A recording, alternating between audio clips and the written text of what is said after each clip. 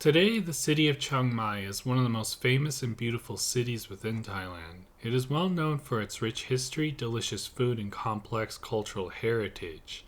The city is home to over 300 temples, both ancient and modern, some of the most famous being Wat Chedi Luang and Wat Phra Singh. It is also popular for its variety of outdoor activities and natural landscapes, as well as the famous night markets hosting a variety of textiles, jewelry, food, and the most famous one being the Sunday Walking Street. The city hosts diverse ethnic groups of Hmong, Karen, Anka people from around the area, as well as the Tai people and others. It is truly one of the most unique places to visit within Thailand. So today I would like to explore the history of this region within Thailand and discuss the old history of the former kingdom which thrived there for centuries before the creation of the modern Thai state. This kingdom was known as Lana, or the Kingdom of a Million Rice Fields. Before I begin, I would like to thank one of my viewers who suggested this video, so thanks very much. Hope you will join me on this fascinating journey through history. Now back to the video. Lana, which now occupies the northern province of modern-day Thailand, existed from the late 13th to 19th century.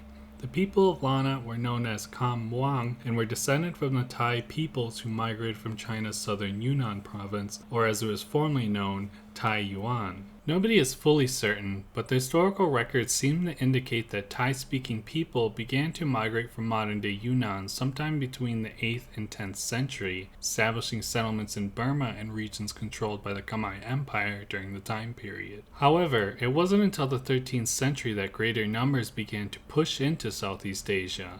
The Thai were among several waves of people pushed out of South China and Vietnam as a result of internal conflicts and external ones emanating from the Mongol conquest of central China and Kublai Khan's invasion of Southeast Asia.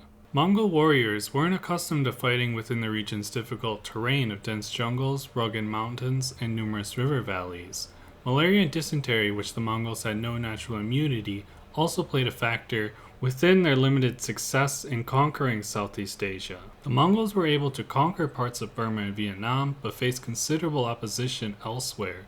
Eventually, they had to give up and had limited influence within the region, although they did establish diplomatic ties with some states within the region. The devastation they brought to regions further north did have a lasting impact on Southeast Asia, particularly by causing a massive shift of populations out of Burma in the Chinese province of Yunnan, which dramatically transformed Southeast Asia within the next few centuries. Lanna Kingdom emerged out of the general chaos caused by the first Mongol invasion of Burma between 1277 and 1287, led by Kublai Khan's Yuan dynasty. The conflict led to the toppling of the more than 250-year-old Pagan Empire of modern-day Myanmar and Yunnan, and led to a period of political fragmentation within the region. The Khmer Empire, although successful in repulsing Mongol invasion, began to weaken. Tai people would soon take advantage of the slow decline of Angkor and carve out territories from the embattled former power in the region. The first Thai state formed when a Thai chief rebelled against the Thai governor of Sukhothai and established the independent state of Sukhothai in 1238.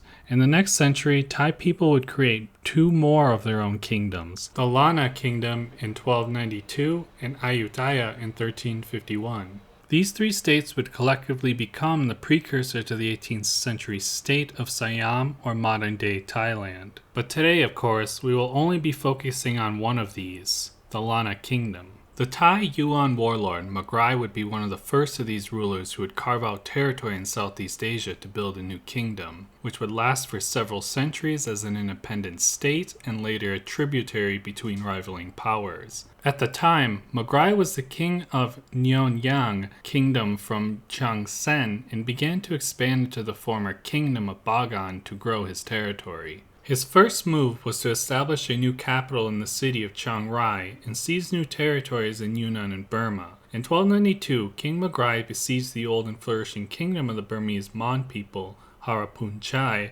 in present-day northern Thailand. The conquest produced the foundation of the new kingdom of Lana, or the Kingdom of a Million Rice Fields. Throughout Lana's history, most of its population were the ethnically Tai people, or Tai Yuan, but soon came to absorb the local indigenous Lawa people and the Mon people of the former Harupunchai Kingdom, creating a dynamic and culturally rich society within the region that is still seen today in northern Thailand. The people of Lana would create a very distinct culture as well as identity, very different from the ethnically related peoples of the Yunnan, particularly the Tai or Dai people. Shortly after establishing Chiang Mai, Magrai chose to move the capital of his new kingdom near the Ping River Valley, near the former capital of the Harumpunchai Kingdom, Lamphun. It was considered the better location because of its place near several rivers and fertile soil. However, successive years of flooding forced him to move the capital again to the former Lawa city of Wangnonpuri,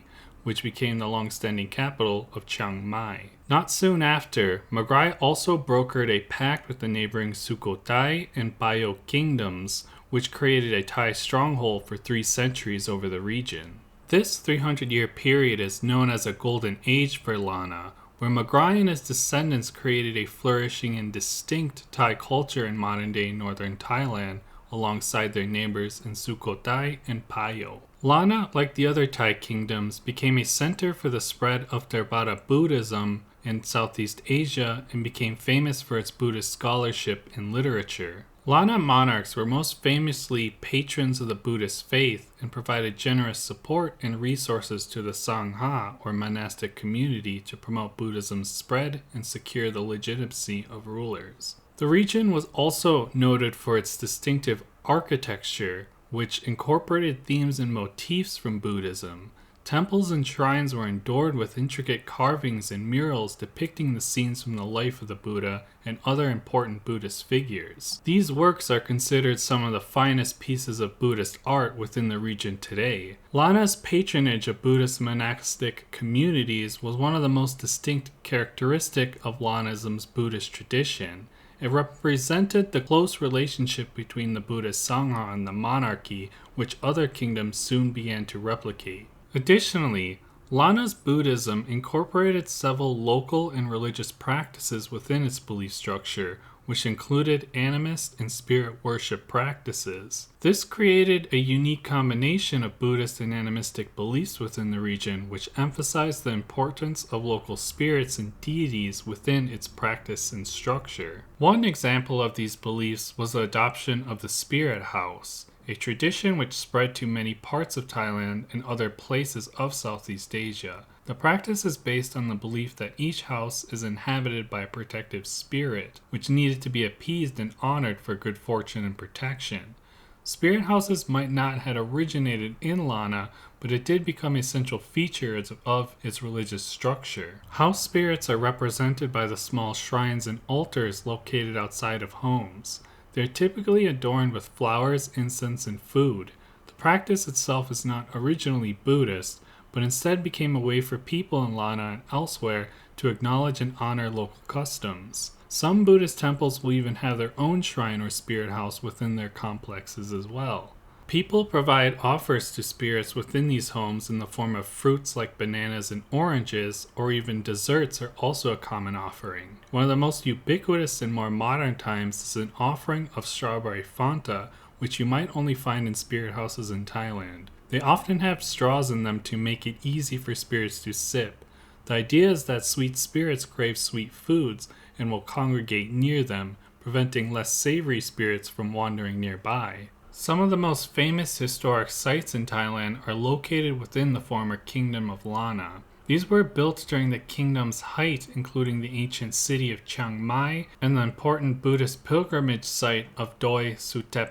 However, the Magrai dynasty, who led this golden age, would ultimately collapse under a conflict with the Shan states of Burma during the Burmese-Siamese War between 1563 and 1564.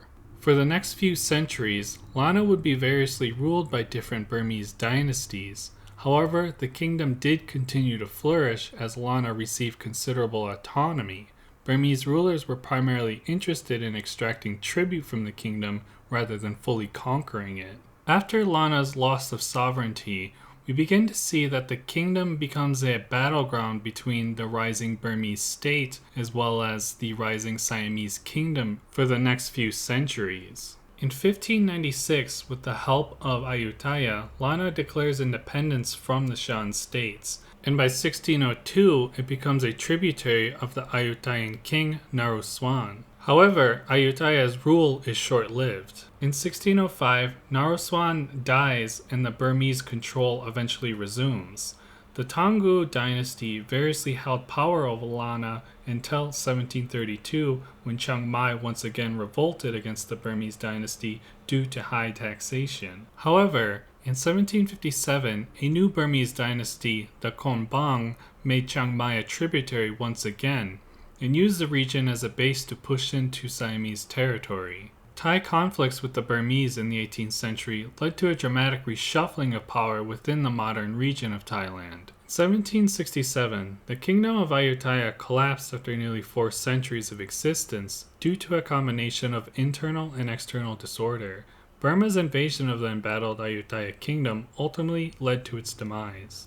However, out of the chaotic aftermath of the Burmese invasion, a new Thai kingdom began to emerge under the Chinese-descended noble Thaksin, who led the resistance against Burmese occupation of former Ayutthaya. In 1767, he was crowned king and founded a capital in Thonburi near the Chao Phraya River. Backed by Thaksin and the new Siamese state, Lana rebelled again in 1775 and expelled the Burmese for the final time, ending nearly 200 years of Burmese rule.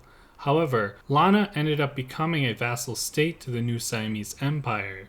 King Thaksin successfully captured Chiang Mai from the Burmese and began the gradual incorporation of the Lanna Kingdom into the new Siamese Empire. Siam would eventually abolish the Lana royal family and replace them with Siamese officials. Initially, there was some resistance among local Lana elites who resented the loss of autonomy and influence of Siamese culture into the Old Kingdom. However, ultimately, Siam would create a very stable government and integrate Lana into the Siamese Empire more fully by the end of the 18th century, where it remains a province of Thailand today. The culture of Chiang Mai continues to reflect the legacy of the Lanna Kingdom today.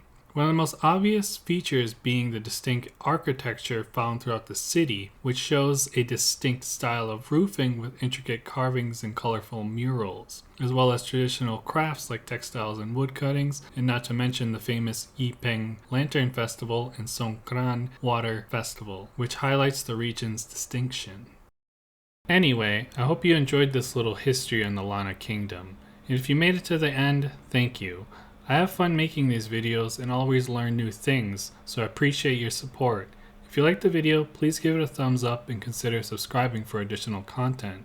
Thank you, and I'll be glad to see you again in the next video.